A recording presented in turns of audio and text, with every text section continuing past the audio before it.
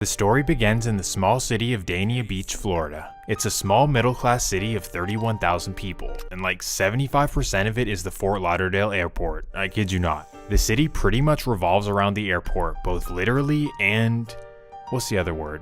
I forget. But the point is that Dania grew as a city of immigrant workers who took jobs at the airport, at the Everglades port, and at the refineries right up the street. Just a good old blue-collar city, a much different world than the glitz and glamour of Miami. Basically just a bunch of families trying to uplift themselves from poverty and provide a better life for their children. For the most part, this went pretty well, as many Dania kids went off to college and pursued careers and, took their families to the next level. Overall, Dania was a good place to live, a much better affordable option compared to the ghettos and housing projects of Carol City and Miami itself. This is how it was for many years, until the late 1990s when Miami's most wicked gang would come infiltrate the neighborhood.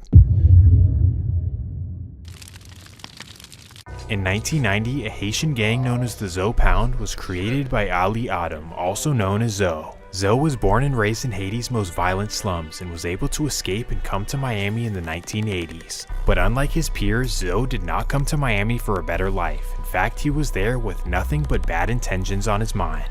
As soon as he arrived in Miami, he began committing the most brazen robberies Miami had ever seen.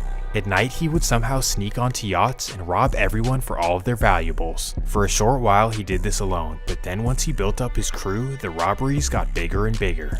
They began hijacking major container ships, robbing everything on board, and killing anyone that saw them do it. Basically, from here, he turned his robbery crew into a gang and started expanding by recruiting new members from Haitian descent. The Zo Pound started taking over neighborhoods one block at a time by threatening families and basically making everyone so scared of them that they'd never tell on them. Because of this, the gang spread like a wildfire throughout the Miami streets, taking over drug territories and racking in millions of dollars. Long story short, they became the most feared gang that Miami had ever seen, so much so that Miami police refused to try and arrest them and would rather call the FBI to go and handle it. Well, after taking over most of Miami, it was only a matter of time before they expanded up to Broward County.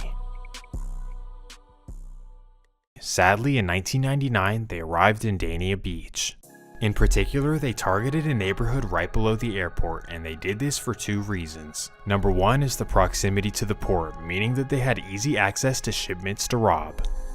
And secondly, because the neighborhood had a large Haitian population. So unfortunately, Zo Pound took over the hood with ease, and many youths were corrupted into vicious gang life. This was bad news for the community, as illegal money flooded the streets, Zo Pound members were posting up on corners, and violent crime rates started to appear. The bottom line is that the neighborhood turned into a Zo Pound powerhouse, and things would start to get ugly. Well, coincidentally, during this time, many families from the Deep South started to move to Dania for better opportunities. And the sons from two of these families are the main topic of the video, so after all that yapping, here we are.